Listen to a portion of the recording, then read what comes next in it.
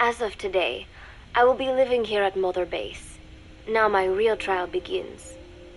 Zadornov was paying my room, board, and tuition, but he has since been captured. I told the man that with no more money from the KGB, I could no longer afford school. He bought my story, and when I said I would be willing to work, he took pity on me and let me stay. For some reason, Miller really pled my case. That was helpful, but the man is still a fool. His men are no better. They think their training makes them strong, but that kind of strength is nothing in the face of true power. And better yet, they wait on me hand and foot, believing I am just a schoolgirl. Looks like I won't be working too hard after all. Just today, while scouting out the living quarters, I saw a group of them in the corner of the deck making a fuss. Going over for a look, I saw they were feeding a kitten. A bunch of grown hard men, and they're the ones acting like schoolgirls. Look, isn't he cute? What is wrong with them? Disgusted, I just nodded and smiled. I must stay in character after all. I indulged their chit-chat for a few moments. Then one of them asked me to give the thing a name. They had just taken it from its mother. I named it Nuke. I improvised some nonsense about how our compassion for living things can help prevent wars. The men gave me a little fish. I held it out in my palm, and the kitten happily ate it up. What a pathetic, feeble creature. It sickens me. Today, Chico invited me to go fishing with the soldiers. I suppose finding one's own food does have its merit, but I prefer not to be involved in such a degrading task. And their prattling on about fishing being fun is nonsense. I'm not here to find playmates. Nevertheless, distasteful as it was, I went along in order to maintain my cover. Chico thrust a fishing pole into my hands, and we went up onto the deck where several soldiers had gathered. They welcomed us warmly. With so few women aboard Mother Base, I'm treated like a princess. No one suspects I am neither a teenager nor a student. It was nice and sunny, with a gentle breeze and waves. As I cast my line and waited for a bite, the soldiers began to ask me all sorts of questions. As always, I answered according to our predefined scenario, feigning a smile. As I sat there feeding them lies, the fish began to bite, and the soldiers began to focus on their prey. Chico had his bait stolen by a fish, and got so angry that he stood up and nearly fell into the sea. Everybody laughed. It almost made me want to join in too. At some point, I got a bite myself. The instant after I felt that first gentle tug, the fish yanked the line with astonishing strength, and I let out a cry of surprise. I thought he was going to be huge. It was my first time fishing, and I was a bit flustered, so the soldier beside me helped by supporting the pole from behind. "Reel it in," they shouted. I nodded, turning the handle as fast as I could. I wondered what kind of fish lived below the surface, and thought back to the deep sea dives I had to do as part of training. Those were difficult days, but I remember finding the multicolored fish gliding through the water incredibly soothing.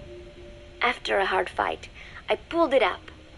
To my surprise, it wasn't even half a vara, rather anticlimactic. But I wasn't doing it for fun, so I wasn't the least bit disappointed. Nook was hovering nearby with an expectant look on his face, so I gave the fish to him. All in all, a thoroughly wasted day. Preparations are coming along nicely. No one suspects me of being the one to let Zadornov out of his cell. Today, Amanda and I taught Cecile how to make gallo pinto. It is a simple home-cooked dish consisting of black frijoles mixed with arroz.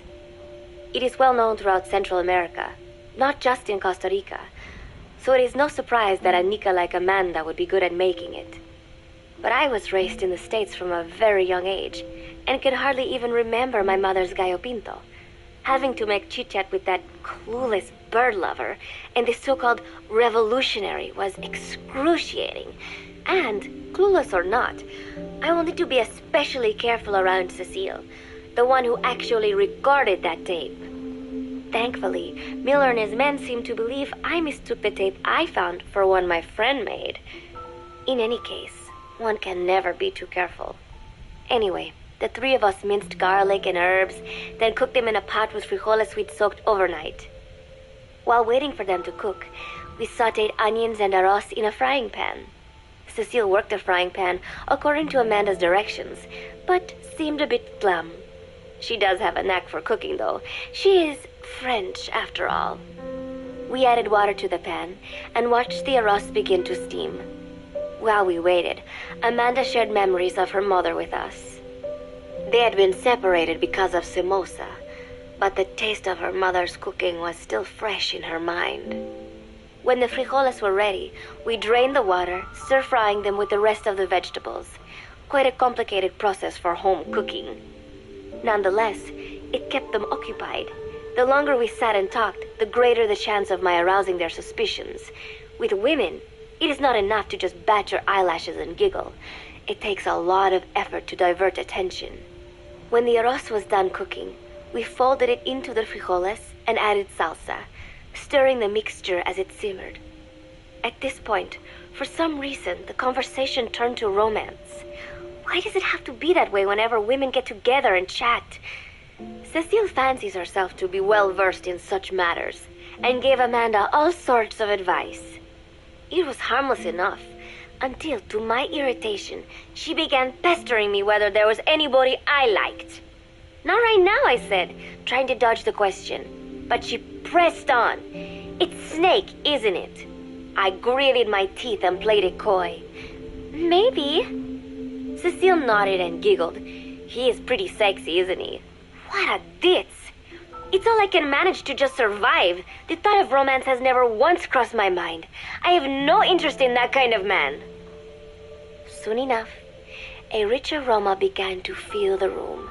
The gallo pinto was ready. New came over and rubbed up against our legs, looking for a handout.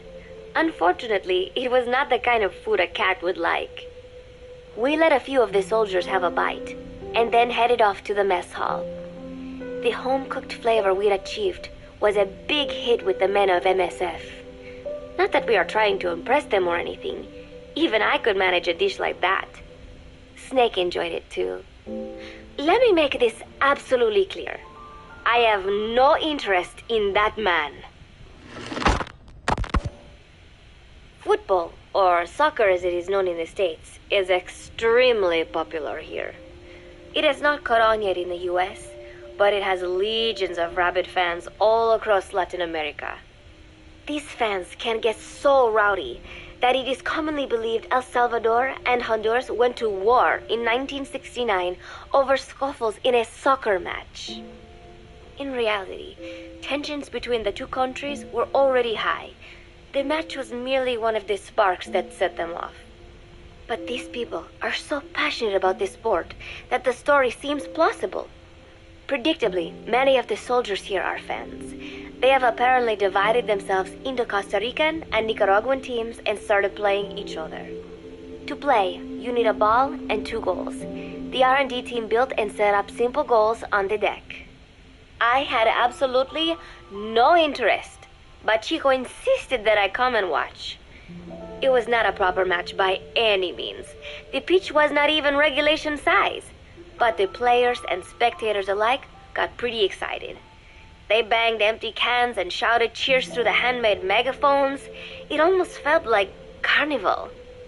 Huey, the referee, blew a whistle to start the match. The soldiers' training has left them in excellent physical shape, but they lacked the honed skills of professionals and their play was quite rough. Midway through, one of the men collided with another. They started shouting at one another, but Huey stepped in. I thought we had forsaken our countries, become one with the earth, he said, quoting Snake. We are not competing for national pride here, and we are not fighting for the good of any one country. This is not a war, Soccer is a peaceful sport, am I right? The soldiers nodded. They know the pain of war, and they share Snake's vision. Perhaps that is why all this resonates with them. Team Costa Rica was down a man, and somehow I was picked to fill in. Costa Rica had the advantage up until that point. I suppose Huey wanted to keep it balanced. The soldiers agreed with Huey's call. Maybe the Costa Rican players felt an even matchup would be more fun, too. I could not be bothered to run at first, but chasing the ball out there in the hot sun, I was soon drenched in sweat. Before long, I found myself actively seeking out the ball, partially out of desperation. I picked up a loose ball deep on the opponent's side of the field. Even though he's Nicaraguan, Chico cheered me on, yelling, "Go for it, shoot!" I launched the ball as hard as I could, only to have it blocked by the keeper. Disappointment only increased my determination. In the end, I didn't score a single goal, and Costa Rica gave up its lead. It was really close, though. We congratulated each other on a good match and sprawled out in the shade on the deck, exhausted. The ocean breeze felt so nice on my sun-soaked body. Nuke came over. It is one of his favorite spots, and stretched out next to me. And together, we watched fluffy white clouds drift lazily across the clear blue sky. It was lovely out today, so I decided to sun myself in a lounge chair up on the deck when Strangelove came up to me. Despite the heat, she was in her usual long sleeves and pants. I waved at her. She looked away and mumbled, "Hello there. Fancy meeting you here." I asked if she needed anything, feeling her eyes creeping up and down my body like she was savoring it. Finally, she swallowed and said, "You have such beautiful skin." Bewildered, I shook my head and said, "No, not at all. I had heard rumors that she was a lesbian, but she couldn't be after me, could she?" She continued to stare and said, "No, it is beautiful, but you must not let yourself get so tanned." And then she took my hand in hers. "What is wrong with a little sun?" I asked, trying to cut the conversation short. But she shook her head violently. "No, you mustn't. A young lady should take better care of her skin." She was acting strangely now, as if aroused. She lectured me on the perils of tanning, how it ages skin, causing wrinkles and spots, and in the worst cases, even skin cancer. I knew already that tanning could cause spots, but I thought only pale-skinned Anglo-Saxons had to deal with that. Having a scientist tell me it causes aging, though, that spooked me a little. If I am to keep playing the teenager, I will have to start paying more attention to my skin. Sensing my anxiety, she took a small tube from her pocket. She said it was the sunscreen she always used. She told me to keep it. I didn't know what to say. I was more than happy to take it, but exactly what were her intentions? Was she merely being nice? Or is she really into me? Either way, there was no reason to refuse, I suppose. I have undergone training. An out-of-shape woman does not pose any real threat to me. Having power means not being afraid. It is the same on a global scale. A country with nukes can dictate terms to a country without them. I thanked her and took the tube. Then she offered to put some on for me. She squirted some lotion onto her fingers and began rolling it into my chest. It happened so suddenly, and I was so taken aback that I did not even think to protest. She caressed my stomach with her long white fingers, then slid them upwards between my bikini-clad breasts. "What? Wait," I sputtered as her moist eyes met mine. She was beautiful. Somehow, I found myself captivated by this woman more than 10 years my elder. "Hold still," she whispered in my ear. I nodded silently, unable to refuse. My body went limp, motionless, as if in a trance. Gently, carefully, she rubbed the lotion all over my entire body. I shouldn't have enjoyed it, and yet I could not help myself. For a moment, I was spellbound. That woman is dangerous. I had better watch myself. Protecting one's health is an important part of any agent's job. But despite my best efforts, I have caught a cold. Now that I think about it, Mother Base's numbers are on the rise, with soldiers coming from all different places and backgrounds. It is no wonder then that sooner or later someone would bring in a virus. That said, what I have got is just a common cold. The medical team said I'd need a few days rest, so I've been restricted to my room and put on bed rest.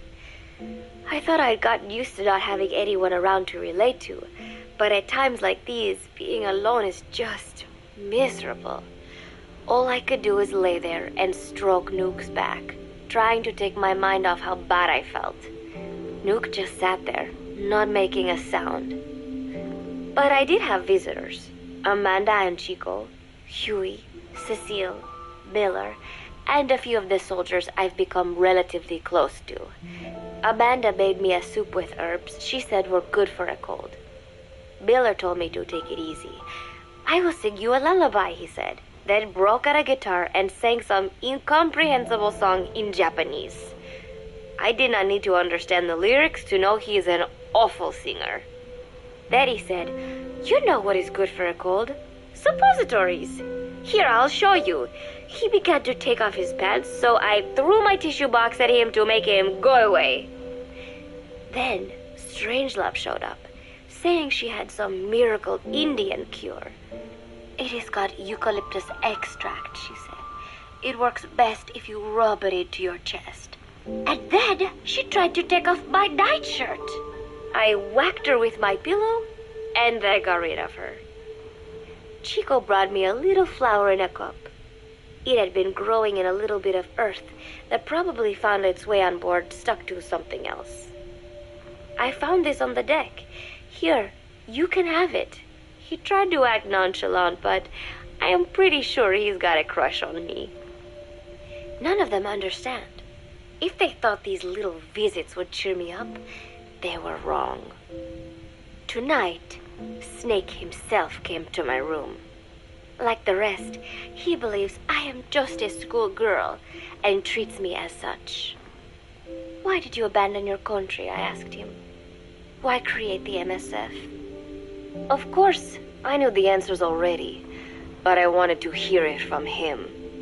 As I had imagined, he was not exactly forthcoming. All he would say is that his country abandoned him because all he could do was fight, and that is why he needed the MSF, because that is all he is any good for. Then he said, "Fighting is the only thing I understand, but that does not mean I have got a grudge against those who believe in peace. I am not one of them, and I do not believe in peace. Conflict is in man's nature. We fight our enemies in order to survive. Maybe we are not so different after all, he and I. But that is exactly why I'm going to have to kill him, or else he will have to kill me. When I stop and think about this wretched existence, being killed by a man like that suddenly does not seem like such a bad thing." Every month, Mother Base throws a party for all the soldiers whose birthdays fall in that month. There is something strange about a military organization having parties. Really though, it is just an excuse to drink and make noise. It is not easy to get alcohol on a fortress in the middle of the ocean. Most days they are training from dawn till dusk. They do not have time for things like drinking. That is why Snake and Miller came up with the idea, to give everyone a chance to let loose. Obviously, a bunch of boors like that are not going to bother with blowing out candles on a cake. Rather, they sit there in a cloud of cigarette smoke, drink beer, eat meat, tell tasteless jokes, and swap crude insults about one another's hometowns. But it hardly ever breaks out into something serious. They talk up a storm, but they're just having fun. It is funny. You have got members of FSLN rubbing shoulders with the UCLAs, people who once would have considered the other mortal enemies. I wonder if that is what makes Big Boss so popular. In leaving their countries behind, they leave their hatred for other countries too. Miller seemed a little protective of me. Hope they're not being too crude, he said. But soon enough, he too was drunk. He yelled, "Come here and take a look at the real Kazuhira Miller," then dropped his pants and mooned everybody. The other soldiers burst out laughing. I have never seen such a crude, ridiculous party before. And yet, all these people, laughing and acting the fool. Is this what they call peace? For some reason, I began to think about all that has happened since I came here. Fishing with Chico, cooking with Amanda and Cecile, playing soccer, having visitors when I caught a cold. When I stop and think about it, my time here has been the most peaceful of my life. But that is about to end. I cannot imagine he will be willing to negotiate. It seems I am to fight the legendary Big Boss. I do not know if I'll be able to beat him. But if I have to choose between death and defying Cypher, I will gladly choose death. The thought of dying does not scare me. But if I disobey my orders, the fear and despair awaiting me will be far worse than anything I can imagine.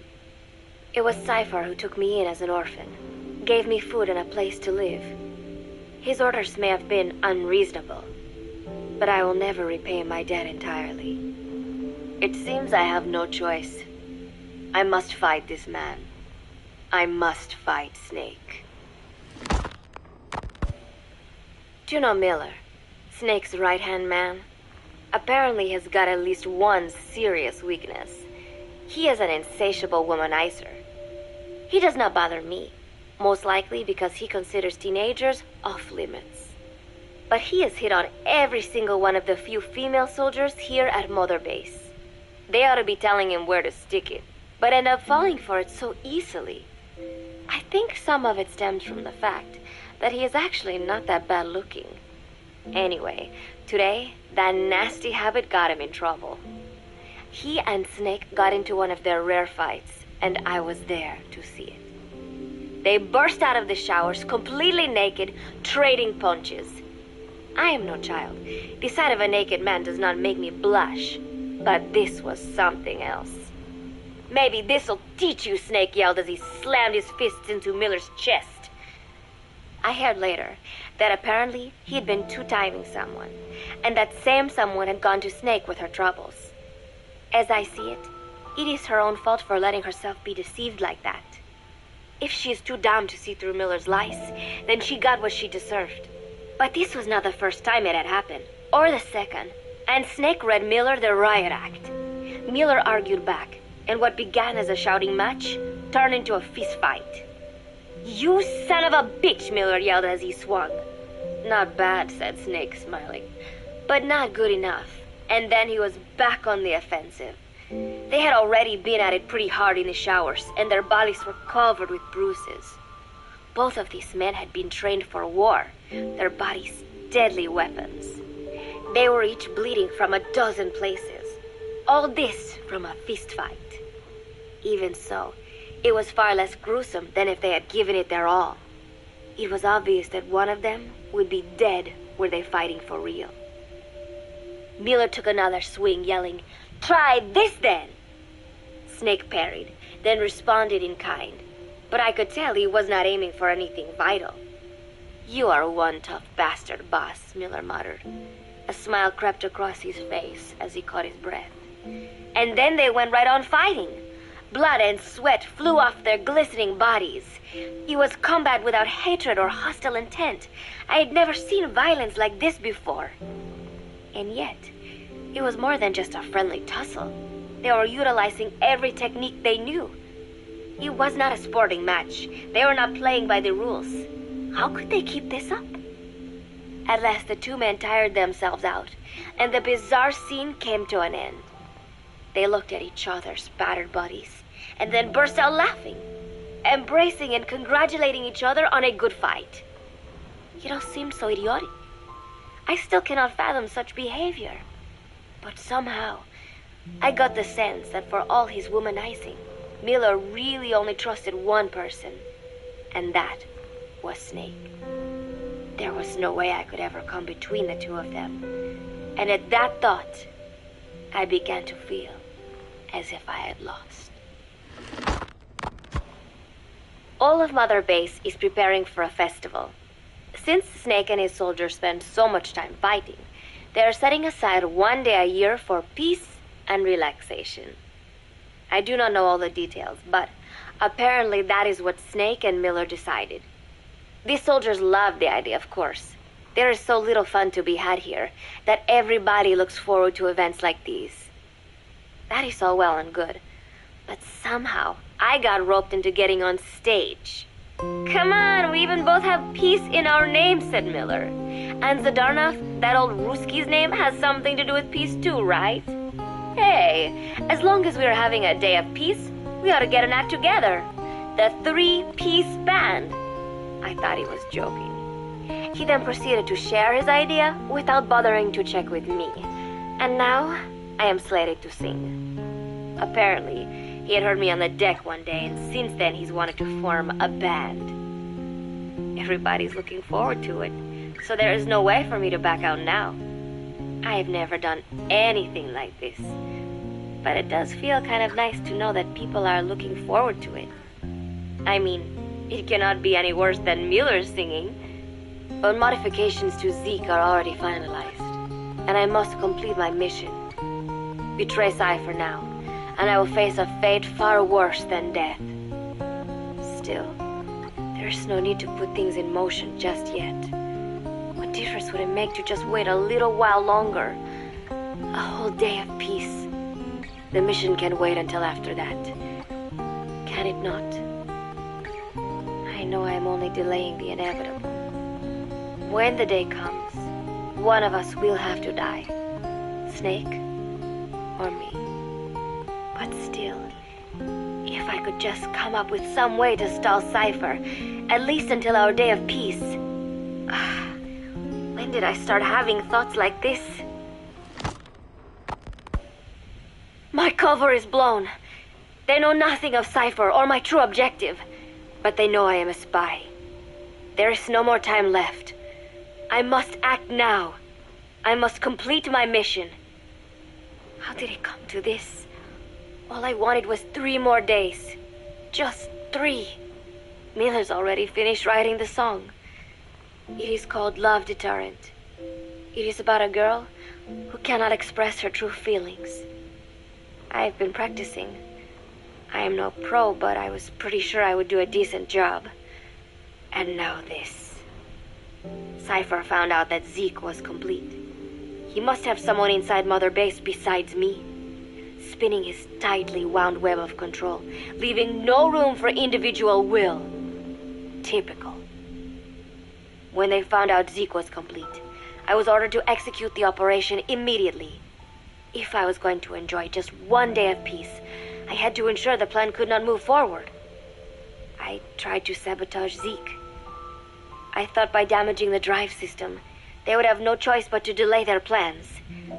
I waited until midnight, and then snuck into the hangar. There would be trouble if it looked like sabotage. I selected one of the drive system's load-bearing parts and carefully worked to warp its shape. The leg's drive system requires a high degree of precision to operate. Even the smallest deviation would have done it. Then, Chico walked in. Maybe it was one of those nights where he could not sleep. In any case, he saw me, panicked, and took off running. It would have been easy to kill him, but I could not. I know he likes me. It is not as if I would ever have an interest in a child like him, but I could not pull the trigger. Not at him, not in the back. Will he tell them? Or is there a chance he will keep it a secret? Protect me? No. He knows now. Knows I am not who he thought I was. He ran without even questioning what I was doing. There is no chance he does not know. And soon, all I have built here will end. And if Cypher has another agent among them, if he finds out I tried to sabotage Zeke, this place will no longer be my heaven. Then it is settled. I make my move now. Chico walked in before my sabotage was complete, so Zeke should still be operational. It might not run at full speed or power, but I do not have time to fix that. Without Zeke, I do not have a chance in hell of winning. I must act fast before Chico sounds the alarm.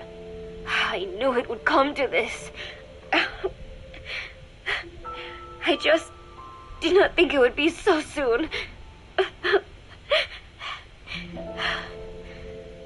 It is time, Zeke. Metal Gear Zeke. Activate.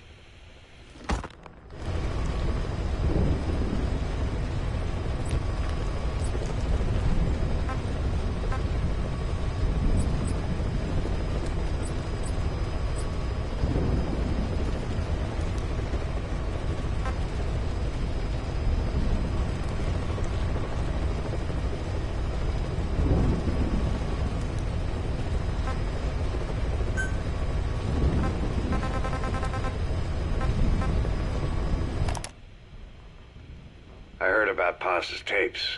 Yeah. Why do you think she'd leave him behind? And that diary? Whatever it was, her commitment was wavering. That much is clear. So she was leaving clues to help us. No way to know for sure. And the ocean's not giving her back. November 4th, 1974. At the outskirts of Barranquilla, Colombia. Contact with Big Boss successful. Zadornov posed as my professor, but Big Boss took one look and knew he was KGB. However, he does not seem to suspect me. To him, I am just a peace-loving student, and another victim of the CIA. We asked him to drive the CIA out of Costa Rica. To him, this means betraying his country. His forces are smaller than anticipated. They drift from place to place with nowhere to call home. That provided us an opportunity, so we seized it. Zadornov offered them a plant off the Costa Rican coast to use as a base. As expected, Miller jumped at the chance. Although initially reluctant, Big Boss came around when Zadornov played him the tape. All because the voice on it sounded like his mentor, the boss. Naked Snake. The man who once saved the world from the brink of nuclear war. Awarded the title of Big Boss for his service. He later became a mercenary, abandoning both his title and his country. To him, that honor was steeped in the blood of the boss, the mentor he was forced to eliminate. Exceptionally charismatic, he possesses unparalleled combat and intelligence-gathering abilities. His only discernible weakness is her. This operation hinges on how effectively we can exploit that. Kazuhira Miller is Big Boss's lieutenant. Half Japanese, half American. He once served in Japan's self-defense force. Though he and Snake first met as enemies, they discovered a common bond and together built their private army, with Miller directing business and administrative affairs. He comes off as shallow, but his true intent is hard to read. I must be careful. All that is clear is his infatuation with Big Boss. With East and West fighting over its control, Central America is now the most contested region on Earth. CIA Central American Station Chief Coldman has developed Peace Walker, a fully AI-automated, fail-deadly nuclear launch system with which he aims to reignite the Cold War. Snake's new objective in Costa Rica is to prevent that. Zadornov's, or should I say, the KGB's plan is to play the two sides against each other, turning the entire region red. Not one of the three parties realize they're all just pawns in Cypher's hands. Cypher watches all. Mother Base has developed rapidly since being established in the Caribbean Sea. They recruit more personnel daily, and already their mercenary services are turning a profit. Big Boss's leadership and charisma, and Miller's business acumen drive this impressive growth. Furthermore, joining forces with a faction of the FSLN has expanded their power even more. They have even commenced their own weapons development program. All is proceeding according to Cypher's will. I could not be more pleased. Snake's pursuit of Peace Walker led him to an AI modeled after the boss's thought patterns. It was incomplete, but, somewhat ironically, making contact with Snake was the necessary finishing touch. Meanwhile, the scientist behind Peace Walker's locomotive control, Huey, defected to Snake's army. His presence has greatly accelerated weapons development at Mother Base. I failed to anticipate Coldman's madness, but nuclear war was averted. However, this was only after the boss AI on board Peace Walker sank itself to the bottom of the lake in what could be likened to suicide. The boss laid down her gun, choosing to sing for peace instead, and Snake, himself a gun, parted ways with her. In doing so, he reclaimed the title he once abandoned. He is Big Boss. Zadornov has been detained. Since this leaves my cover identity without a guardian, the Mother Base staff has taken me in. I am now better placed than ever to monitor their internal affairs. Everything continues to unfold according to plan. The developer of the boss AI, Dr. Strangelove, has also come to Mother Base. With her and Huey's expertise, they can now develop a weapon capable of matching Peace Walker. Development on the bipedal weapon is now complete. They call it Metal Gear Zeke. It stands there like some sort of mystical guardian. The soldiers gaze on it with pride and reverence. Big Boss has elected to arm it with a nuclear weapon. As an army without a nation, they seem to feel the need for a deterrent against whatever the world might pit against them. It is a dangerous gambit. Why do such a thing? Their nuclear strategy differs from the Americans and the Soviet Union. The superpowers deter attack by revealing their nuclear arsenals to one another. Snake and his men know that if they were to go public with this, the whole world would unite against them. Business would dry up overnight. So they do not plan on revealing the nuke until necessary. This ace-in-the-hole approach is their idea of a nuclear strategy. Wielding a deterrent, all the while unable to reveal its existence. I wonder if Snake sees how vulnerable this makes them. Yes. Hijack Zeke? Yes, I did indicate that to be our leverage. But I cannot imagine his agreeing to that now. But did you not raise them to safeguard your governance without borders? No. I have not forgotten. Cypher watches all. Yes, things are proceeding, but modifying Zeke has not proven easy. I am using Zadornov to buy some time. No, I have not forgotten what you said. However... Well, forgive me for asking, but this is you I am speaking to, isn't it, Cypher?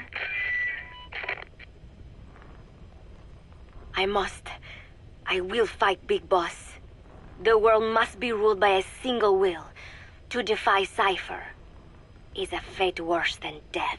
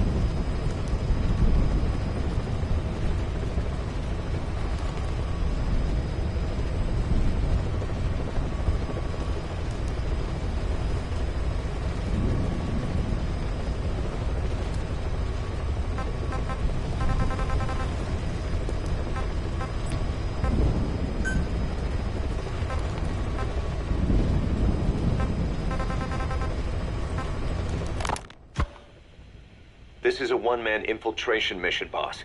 Equipment is the bare essentials. Anything else will be OSP. The target location is a prison camp on a U.S. military base. Those Marines have the place locked down tight. Your only backup will be one extraction chopper. We can't send anything else. You won't need to. Again, this is infiltration, a sneaking mission. Your #1 priority is remaining undetected.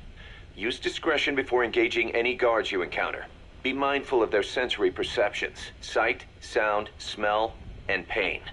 Fortunately, these atmospheric conditions will continue until dawn. That should provide you with some cover. At least the weather's on my side. Your mission objective is to rescue Chico and Paz. According to Chico, they're both being held at an old prison facility. Recon from the intel unit supports this, so it's safe to assume that's where they are. Once you've gotten them to the RV, call in the extraction chopper. I'll monitor the situation and offer guidance from here, but you'll be the one in the field. How you handle this mission is entirely up to you, boss. Snake, yesterday we received official communication from the IAEA. It says, "It has come to our attention that your organization recently purchased nuclear fuel from Uzbekistan authorities. We request permission to inspect your facilities." What a load of bullshit. Yeah, they're after Metal Gear Zeke's nuclear warhead. I'm betting this is payback from Cypher after Paz's leak. Using the UN. There's no telling how much influence they have. But the IAEA can only do inspections in countries that are party to the NPT. And we're not a country. Exactly. We haven't signed a safeguards agreement with the IAEA over peaceful nuclear use, and we're not obligated to report any nuclear material we have, nor information about any nuclear facilities. The IAEA has no authority to inspect us. But despite all that... That nuke's our last line of defense.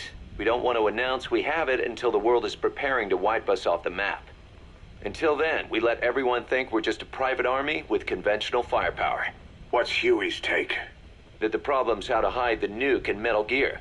But I gotta tell you, he was all for it. I see. But there's no way we can have the IAEA poking around here. So what do? Ignore them? Send them an official letter of refusal. Say that we're a private organization and we've done nothing to attract this suspicion. You got it. We finished Zeke's waterproofing reinforcement yesterday. The day after tomorrow, we'll be done installing the main depth control tank, the compressed air tank, and the attitude control propeller pod. Huey. If the underwater test goes well, next week we'll try the 300-foot seabed depth. Drop the act, Huey. How did we end up agreeing to the nuclear inspection? Because after you sent that letter, I told them. After careful reconsideration, we agree to your request. And frankly, we should be inspected. This is our chance. If they come and go without discovering the nuke, we can tell the world we're clean. Of course, it's risky, and we'll have to make sure everything's perfect, but it'll be worth it. Huey, can they do an inspection without going through the Board of Governors? We contacted the IAEA's admin branch, and they said there's no record of us being brought up at any of the board's meetings. I'd say probably a preliminary inspection to determine whether we should be referred to the board. So it's bound to be a small inspection team, and they won't be here that long. Don't worry, leave everything to me. Has the media gotten wind of this? Yeah, 2 major Western networks want to do stories on us. I planned on saying yes. What? You want to broadcast this place to the world? That's why I agreed to the inspection. This is a golden opportunity. We can use the media to prove to the world we don't have a nuke. Besides, even if we said no, it would just be delaying the inevitable. Kaz, our hands are tied now. Start getting the place ready. Thanks, boss. Don't get the wrong idea. You've set it up so that any more changes of heart will arouse suspicion, that's all. Zeke stays, but we'll have to move all other AFVs to shore. Any potential troublemakers can go with them for some mandatory R&R. Sound good, boss? Just do it. About the inspection, what do we tell the men? The truth. What else? The one thing we don't need to worry about is anyone here spilling the beans about Zeke. Good point. What about the Sandinistas? There's still quite a few of them left on the base. I hate to say it, but it won't look good having Soviet bloc personnel here. The problem is, moving a group that size in a hurry would look even worse. At least Amanda's on assignment in Cuba. They'd recognize her. She should stay put for now. All civilians save Huey will have to return to their countries. Even your Parisian. Of course, we'll get her whatever paper she needs. Dr. Strangelove's departure came at a perfect time. The less Zeke-related staff here, the better. Wait, she left? That's right. You were away on a mission. She left last week. There's nothing cooking in AI weapons research, and Zeke is complete. There was really no reason for her to hang around. I'm surprised Huey let her go that easy. Yeah, his crush on Strangelove was never much of a secret, huh? He followed her everywhere while Zeke was in development. Boy, would she get pissed. But he does have a lot on his mind right now. I've got bigger issues to deal with. That's what he said. That's the spirit, Huey. 10 days ago, we got reports that Paz was still alive. She survived. She was rescued by Belizean fishermen who found her drifting in the Caribbean. So what's the plan? Silence her before we're compromised? No. I've got something else in mind. Our friends at Cypher suspect Paz could be a double agent. She's being held for interrogation at a camp on the southern tip of Cuba. Black site. Nice. A slice of American pie on communist soil, and out of U.S. legal jurisdiction. The upcoming inspection of Mother Base has to be connected somehow. The timing's too perfect. The UN's nuclear inspection. My guess is they're trying to corroborate Paz's leak. We're an army without a nation. Word of our capabilities gets out, and we'll have the whole world out to shut us down. Having an American private intelligence agency involved's bad news. Cypher's the ones who sent Paz to us in the first place. She knows their true nature. Right.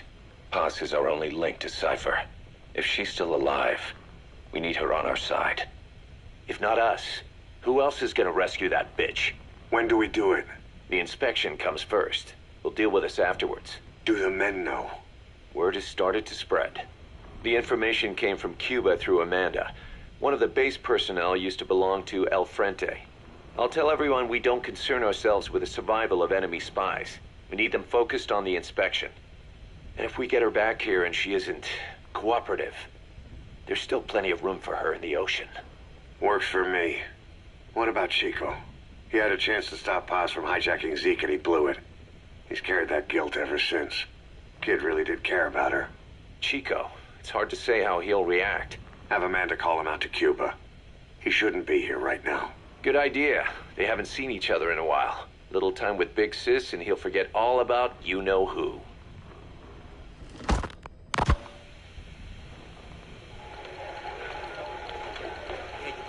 What? Still no sign of Chico? What's going on? It's Amanda in Cuba. Our resupply package arrived, but Chico wasn't with it. Relax, Amanda. I'm sure he's just exploring Havana or something. First time in the big city. Could have gotten carried away. Cos, wait. The boat Chico was on, did it stop anywhere before it got to Havana? Yeah, it had to refuel at Santiago de Cuba. You don't think... Oh, shit. You gotta be kidding me. He does this now? It's 60 miles from Santiago to the prison camp. Chico used to cross the mountains with the older Sandinistas like it was nothing. He'll make that in 3 days. Still, even if he does find his way there... You know how reckless he can be. Chico thinks we've abandoned Paz. That's why he's doing this. We'll start by having the intel detachment in Cuba look for him. We can't let him be captured.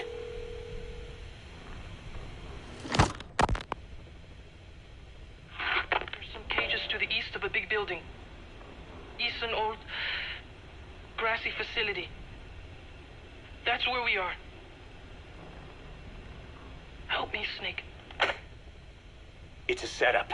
We have no choice. Yeah, if Chico talks, he could blow the new cover up. We can't hold off until the inspection's over. When can we be ready? It'll take at least 16 hours to confirm the flight path and prep a bird.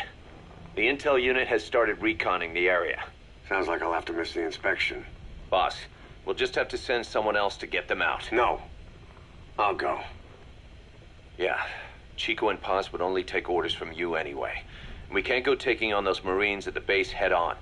It's gotta be off the radar, and it's gotta be you. Hold down the fort, Cos.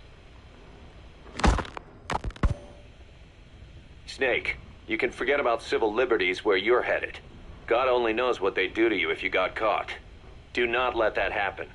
The Cubans leased the land to the U.S. as a gesture for helping them gain independence from Spain. The deal remains in effect until both countries agree to dissolve it, or the U.S. abandons the land. That's why America still operates the base even after La Revolucion. Problem is, it's leased land. Meaning it isn't American soil, so the U.S. Constitution doesn't apply there. That allows them to withhold its civil rights protections. Yeah, that's Uncle Sam's excuse. The area was originally only for detaining refugees from countries like Cuba and Haiti. But a few years ago, the CIA and its like started using it as a black site. Enemies of the state are renditioned there and subjected to extreme forms of interrogation. You can bet Cypher had a hand in that. As you'd expect, American and other Western human rights organizations aren't allowed anywhere near the place. What happens there disappears down the memory hole. Who knows what they're doing to Chico and Paz? I'd like to interrogate her ourselves. But if worst comes to worst, make sure she's dead. Chico, on the other hand, we have to bring back. Fast. He knows too much about us. Cos? The area is surrounded by mines placed by both the U.S. and Cuba, making escape on foot impossible. You're heading into the Lion's Den, Snake. Don't take this one lightly. Come back in one piece. Yeah.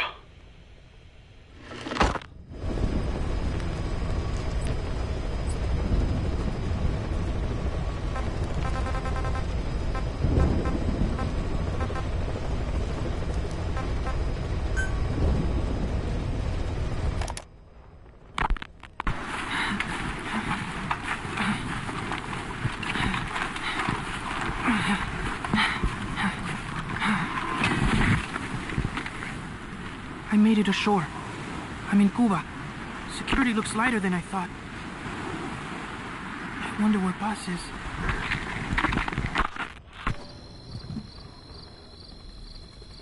East dark, but there are soldiers everywhere. Lots of choppers coming and going. Those lights are so bright. Time to get moving.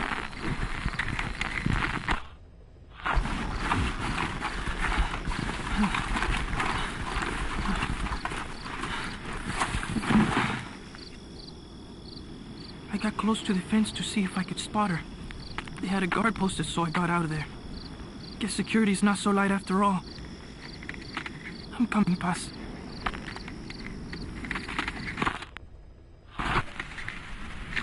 I'm okay. I'm okay.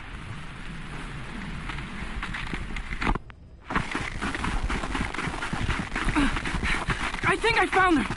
It's gotta be Paz. No, no, no. They're looking for me.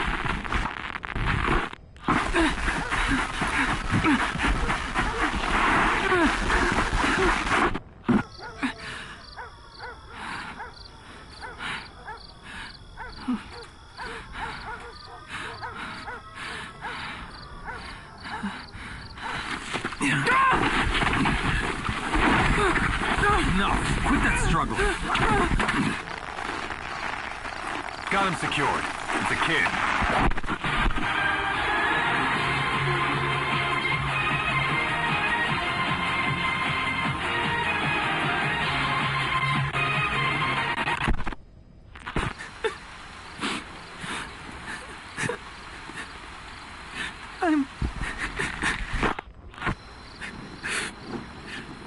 I got caught.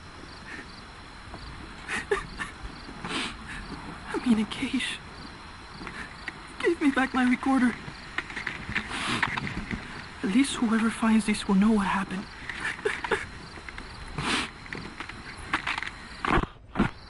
They're holding others here too. Still no sign of Paz.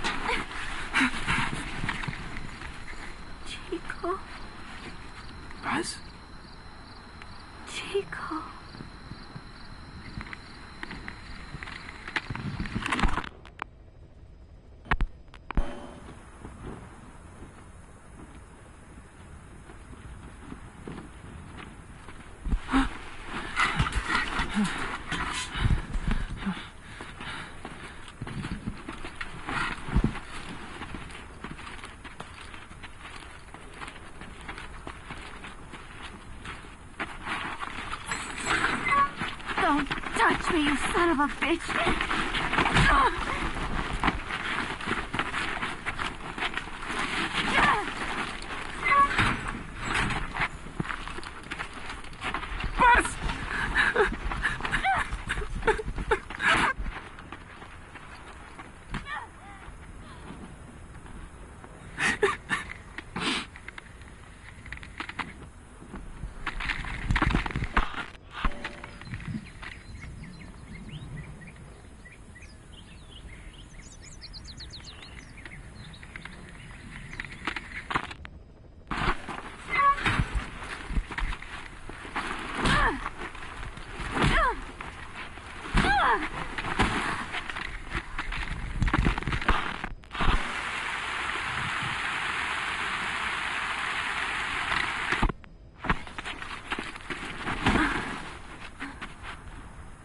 She looks weak. We need her alive. Yes, sir.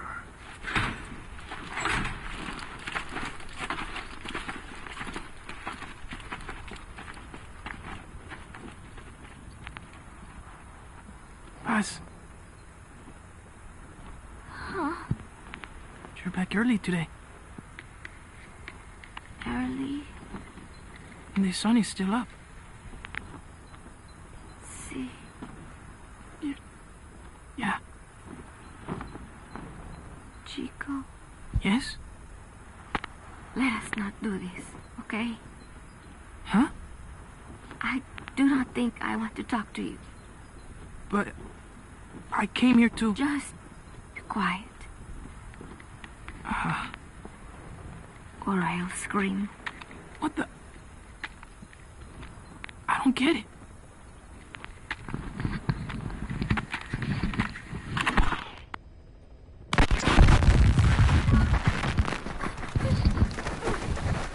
Bus!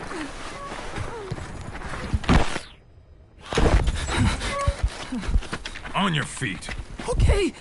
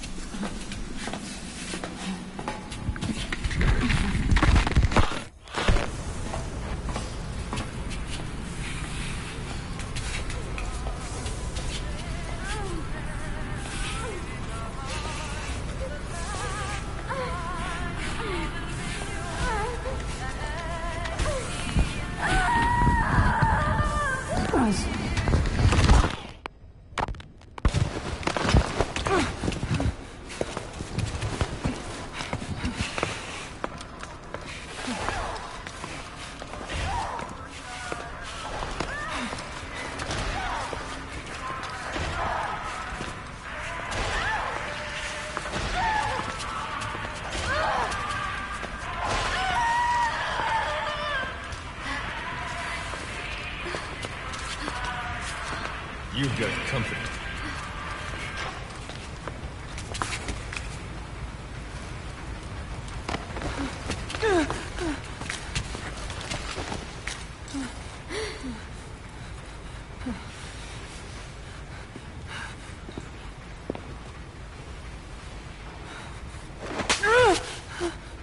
Does it hurt? Talk. Talk.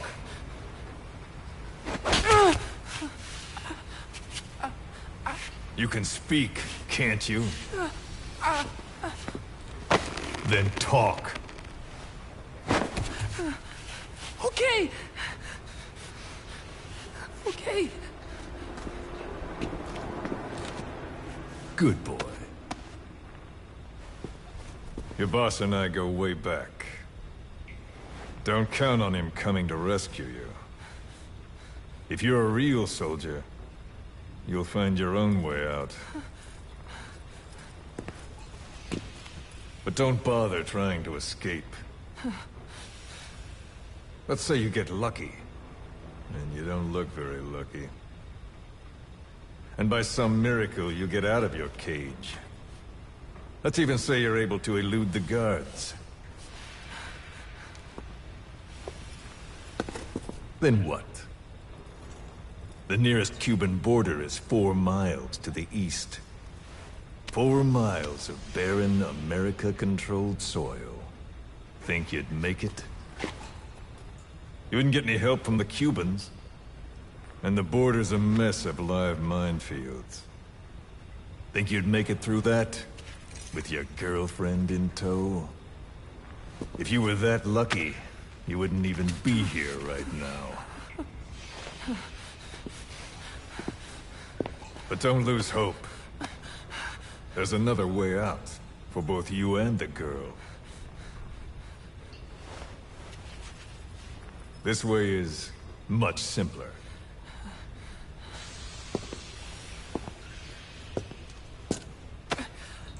I ask, you answer. Easy, right? Just tell me what you know. You're dumber than you look. Wasting your time torturing kids.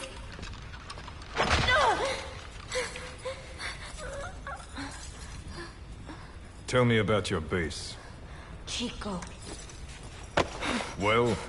Chico! Hit me!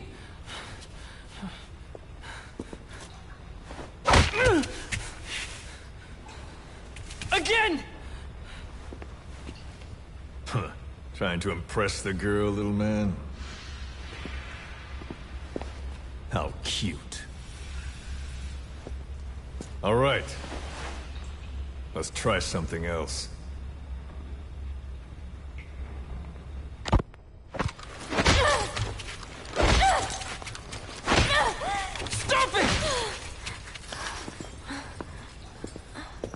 She'll get what she deserves. We were comrades once. But she betrayed us. Deception and deceit. What better proof she's a real woman? Show him. Do you realize what you're doing? Cypher is watching.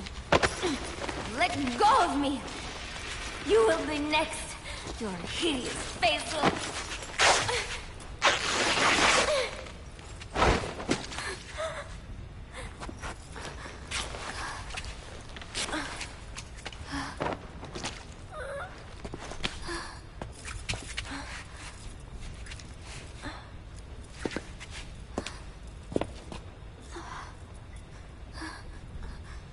Repulsive, isn't it?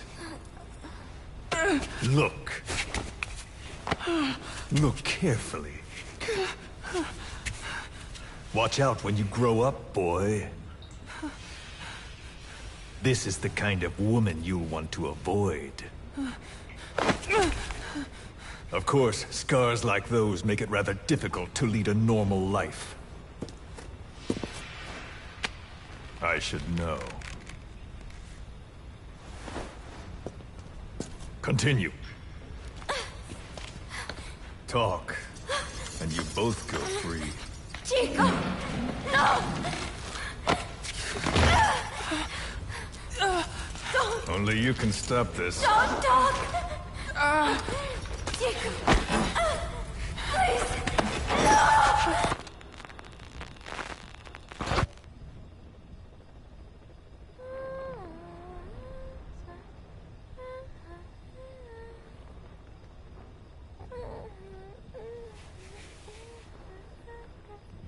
Paz.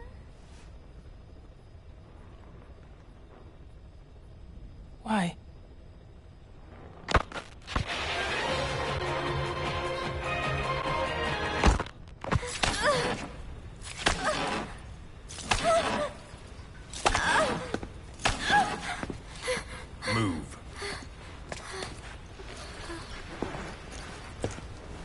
Get up. Huh? You heard me.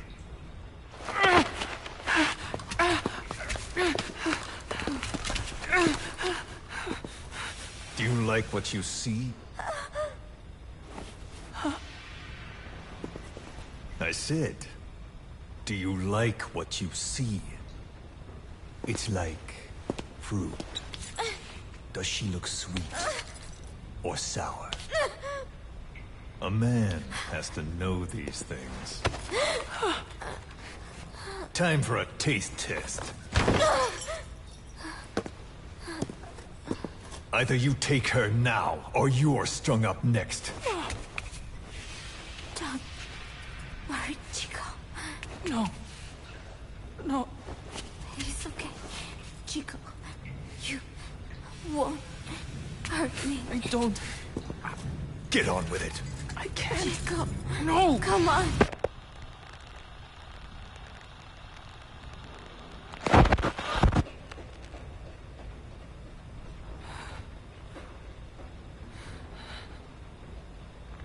Out at sea?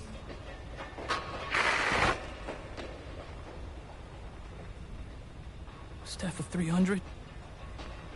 But usually there's... Zeke. And again. See? That wasn't so hard. You got what you wanted. Are you satisfied? We're halfway there.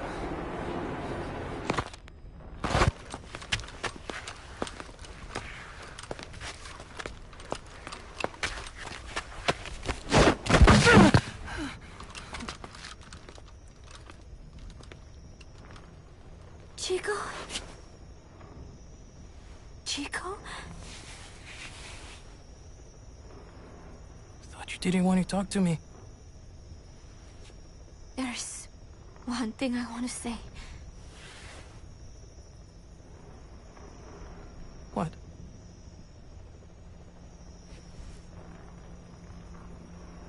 I missed you, Chico.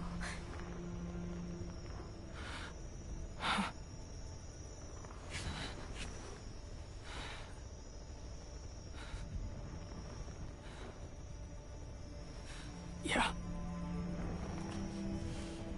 Come here. Huh? Closer.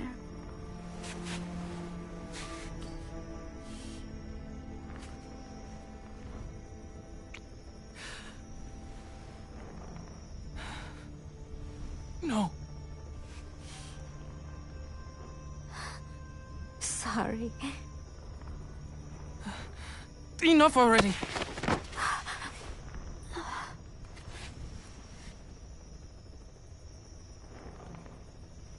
You want to do it here?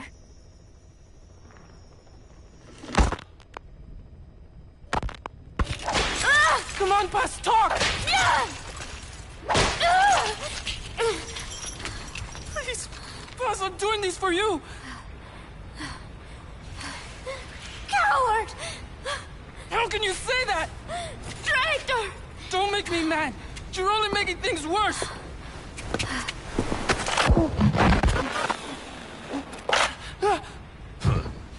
Take him back to his cage. What did I do? Бегите, как от себя.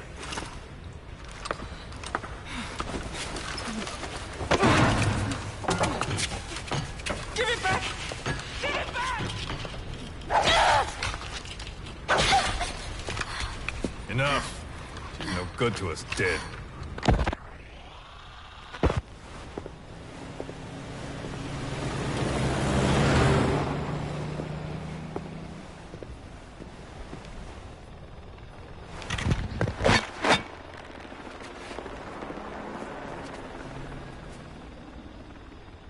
Can I have it back? We've decided to let her go.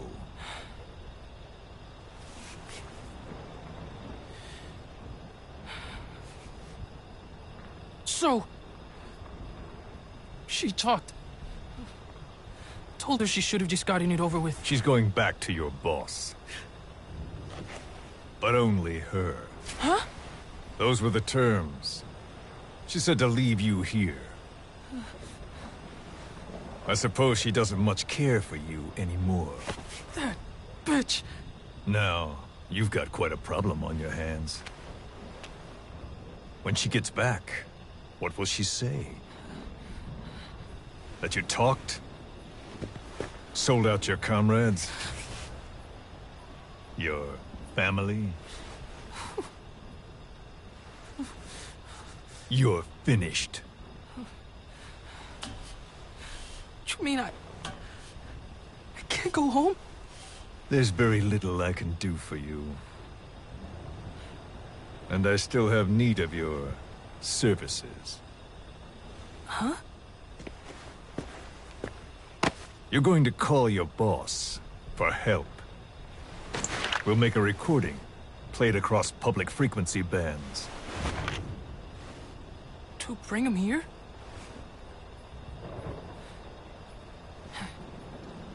Yeah, right. Do you expect me to trust you? I'll never help you! Perhaps. But if you did, I wouldn't mind looking the other way if he did come for you. Take some guards off duty, let you quietly slip away. But you wouldn't want the girl leaving here alive.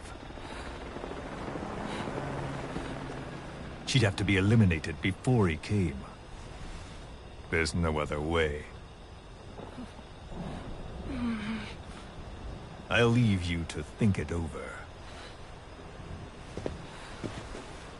Chico, growing up means choosing how you're going to live your life.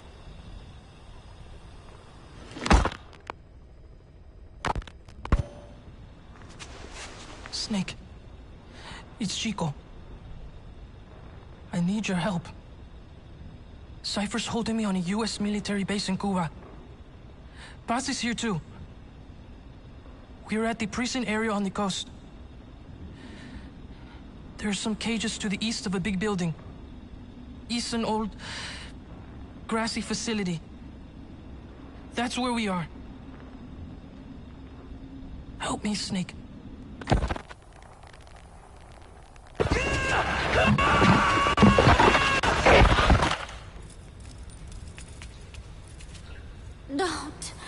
Don't do it. Kids are natural, don't you think?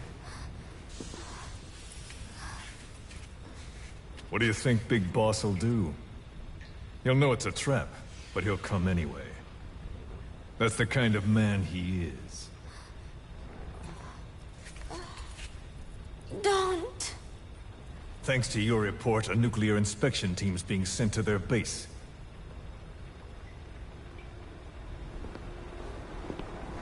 The scientist was our way in. It all ends soon, exactly as I've planned. All thanks to you. Cypher would never... Yes, Cypher will surely mourn his death.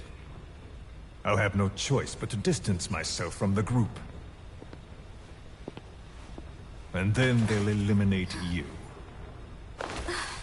No one will be left. Think about that. Big Boss or Cypher.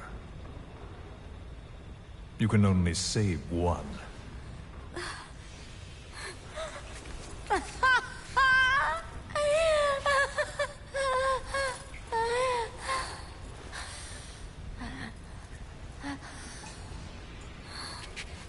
I will never talk. I don't expect you to believe me. The question is, which of the two would you like to give a shot at survival? What I would like is to kill you. The feeling is mutual. But we are secret agents. Restraint is a virtue.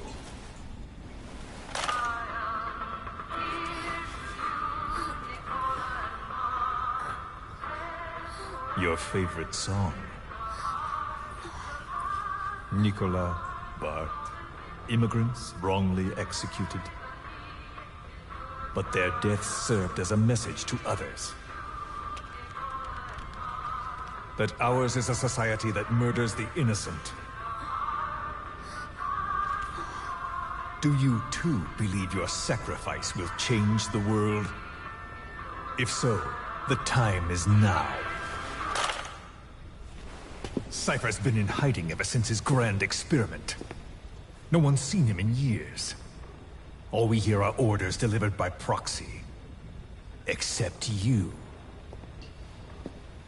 You met with him, face to face, in order to contact Big Boss.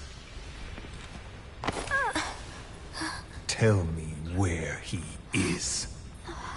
Where is Cypher? Where is Zero? I've never known choice. Where I was born, the language I speak, I've never had the freedom to choose for myself.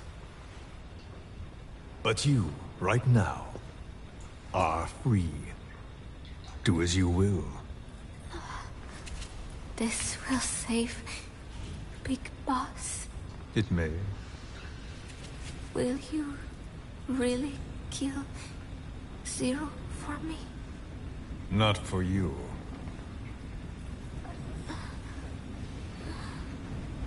All right. Zero is...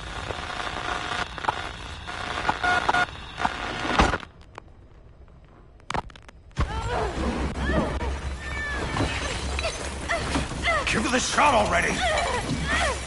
Hold her still.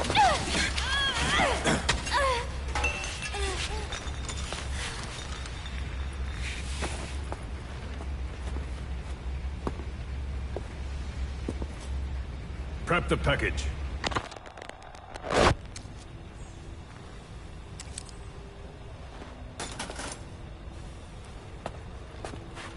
She's all closed up. Timer set for your instructions. We can't have her waking up or dying on us. I gave her a transfusion, a nutrient cocktail, and an anesthetic. How long does she have? 24 hours, same as her cargo. She won't last much longer than that. To make room for the bomb, I removed organs she won't need. Almost there. Now for the second one. In a place they'd never look.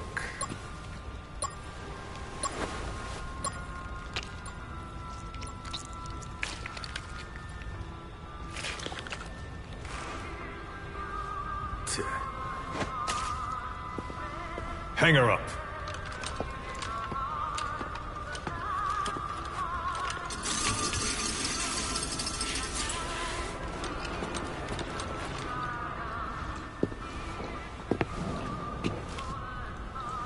You shall not see triumph. You've been most helpful, and I have one last use for you. To you I give a magnificent end. But an end, nonetheless. The final moment is yours.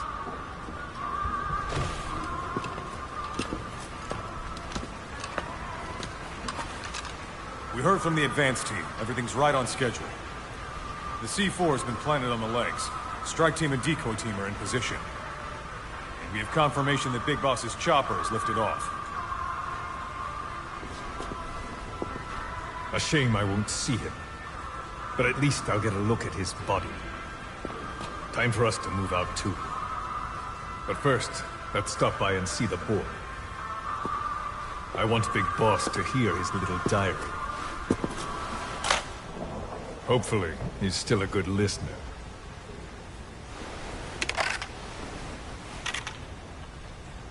Give this to the boy as a reward. And a memento. Make copies. Yes, sir.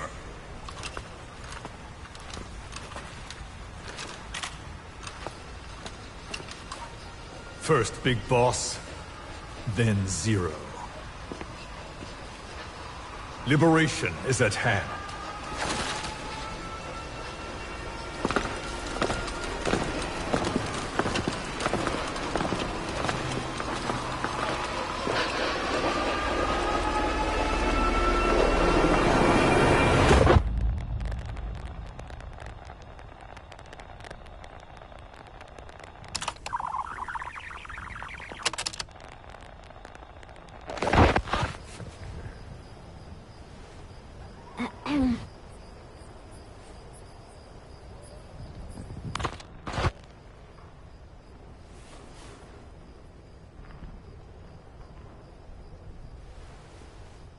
Chico, I am borrowing your recorder.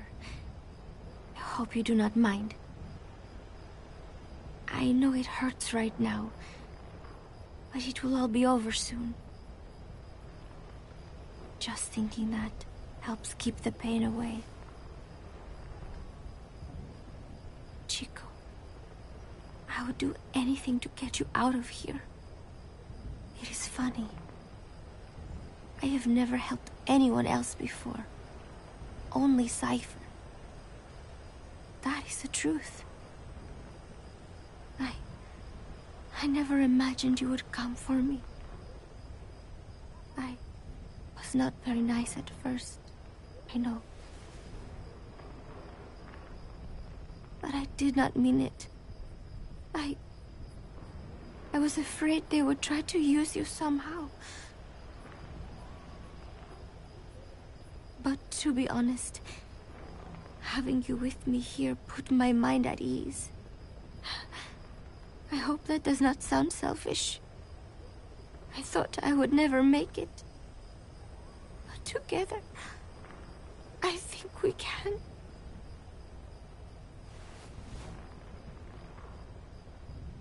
I'm watching you sleep as I record this.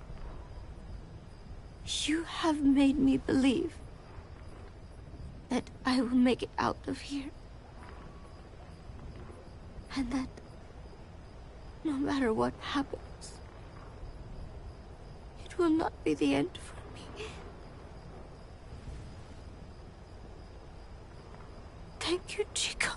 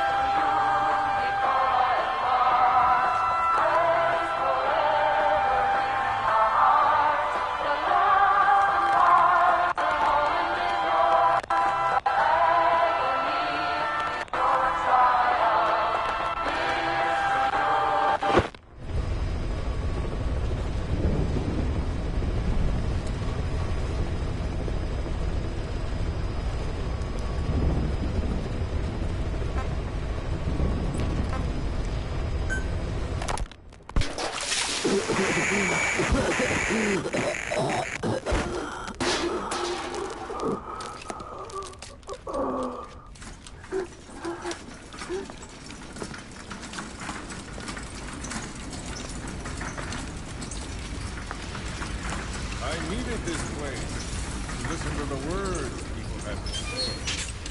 That's something they could never understand.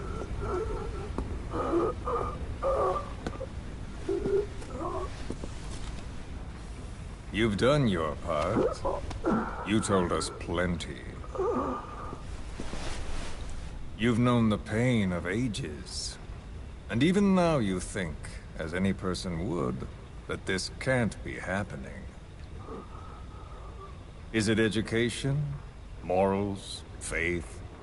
Just the imprint of a lifetime of stories? Face to face with oblivion, which is where you are, and you still think that help is coming. The world you were born into is made to save you. Isn't that right? Of course it is. Everyone knows that.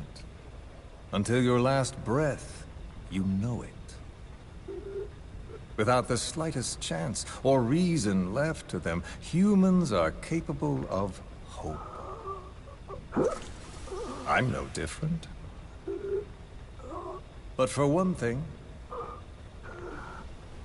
when my time came calling, I didn't die. My family died, my country died, but they didn't take me with them. All hell took from me was this skin, this outer peel that marked me human.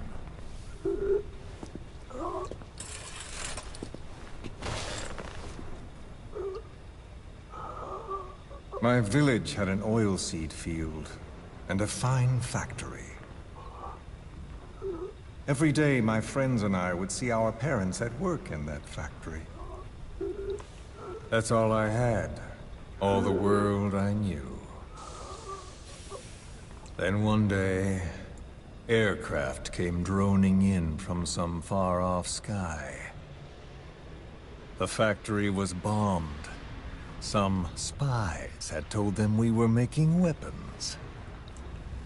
The building burned. We tried to flee outside. The crowd blocked the exit. The crowd of people. Hot.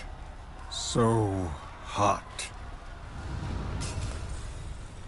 I tried to push through their legs and get ahead, but a boot in my stomach put me on the ground. The smoke of them burning filled me up. I heard my name called, but not for long.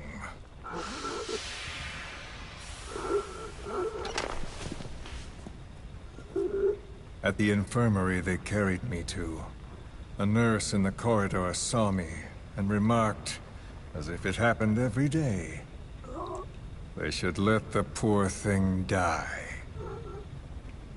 Those are the only words of my mother tongue I remember. It was the language of my village. Until foreign troops invaded. Then the last identity I had left, the words I spoke, were pulled from me. My skin would never feel anything again. This face would be burned again, in torture, at foreign hands. But I still writhe in that burning factory, doused in scalding rapeseed oil. That's all I have to feel, that pain. All I have to remind me I exist here.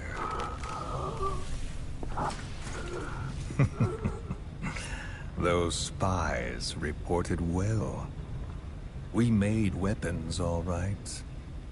As cartloads of rifles came in from the battlefields, we fixed them up and sent them back out. So our country could win. Or rather, so that little world we knew could continue. I came to realize I mustn't die. I'm their last hope. All those who perished and left me here. I have to accomplish something. If I don't, their will be swept out of this world.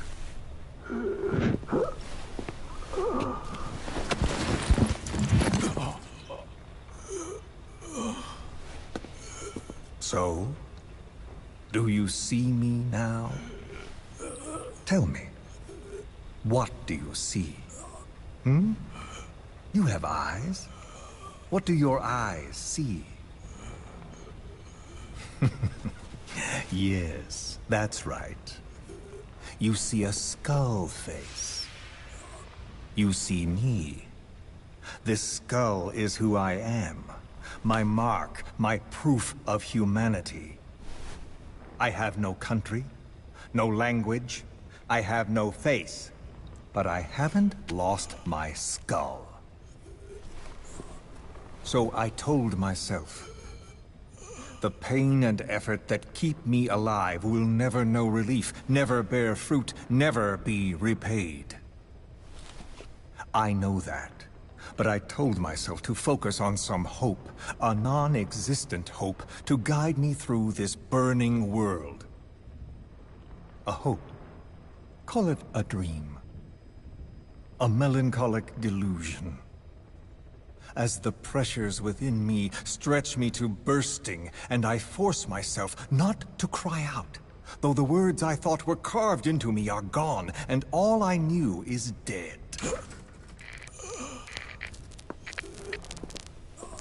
I know how you feel.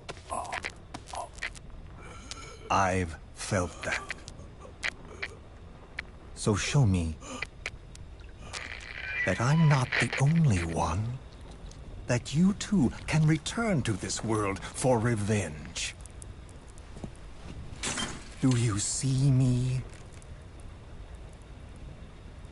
Don't die. Don't die! Ah.